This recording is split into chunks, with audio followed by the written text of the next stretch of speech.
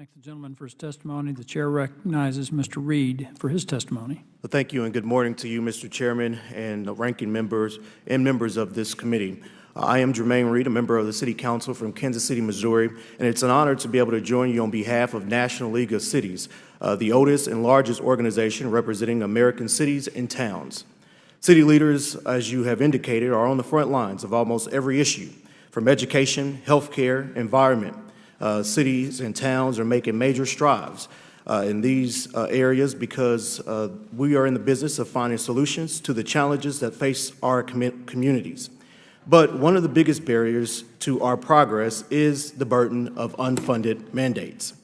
All city leaders face tough budget choices in what services that we are able to provide.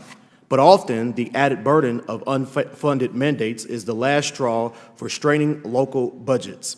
We at National League of Cities are opposed to unfunded mandates.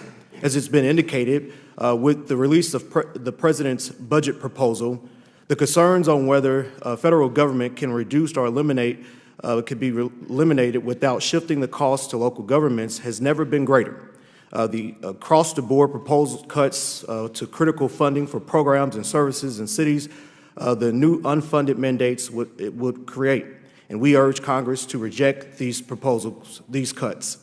Our constituents depend on the success of our federal-local partnership to ensure that government services are affordable, reliable, and also high quality.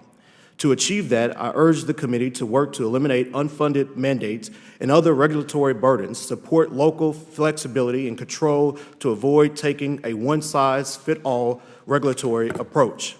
The partnership between local, state, and federal government works best when our unique powers and responsibilities are clearly defined and respected. Local government's biggest duty is to provide services, solve day-to-day problems, and respond directly to the needs of our citizens. As our research at National League of Cities shows, city budgets are still recovering from the Great Recession. The country's municipal workforce is still at 58,000 jobs below the peak in the mid-2000s. And we're still meeting the needs of our citizens, but there certainly is a very little to margin of error.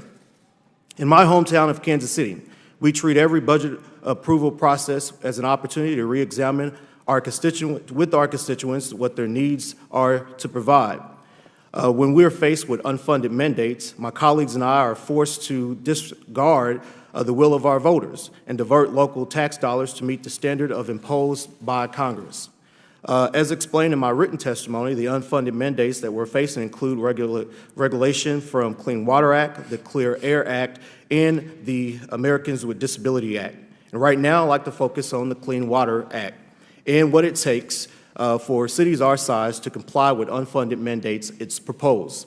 In 2009, in order to meet the requirements under the Clean Water Act, Kansas City developed a 25-year plan called the Smart Sewers Program. The program includes 101 separate projects and comes at a cost at nearly $5 billion, financed entirely by wastewater fees. In order to fund these improvements, the city was forced to impose double-digit increases on our residents each year for the past 7 years.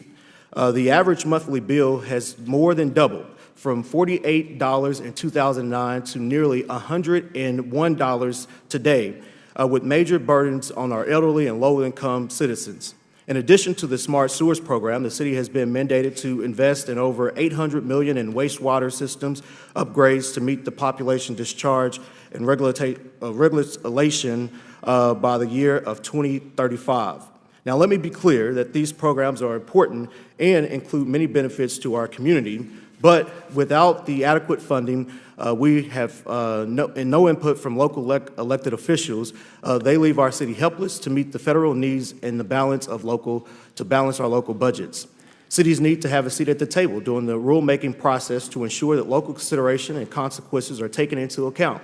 As I stated in my written testimony, I'd like to commend EPA for the significant improved consultation process with state and local governments, and I urge all federal agencies to learn from their progress.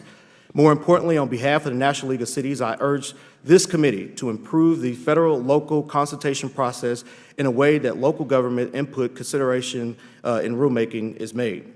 Can be achieved through the consistent consultation guidelines across federal agencies in the low consultation thresholds, as EPA example has shown. With more opportunities for local officials to participate in the rulemaking process, we can eliminate unfunded mandates at an early stage and give local governments the flexibility to balance their budget, provide high-quality services, and respond to our constituents' needs.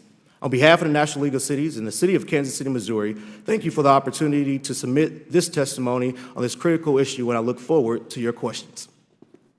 Thank you for your testimony. The chair now.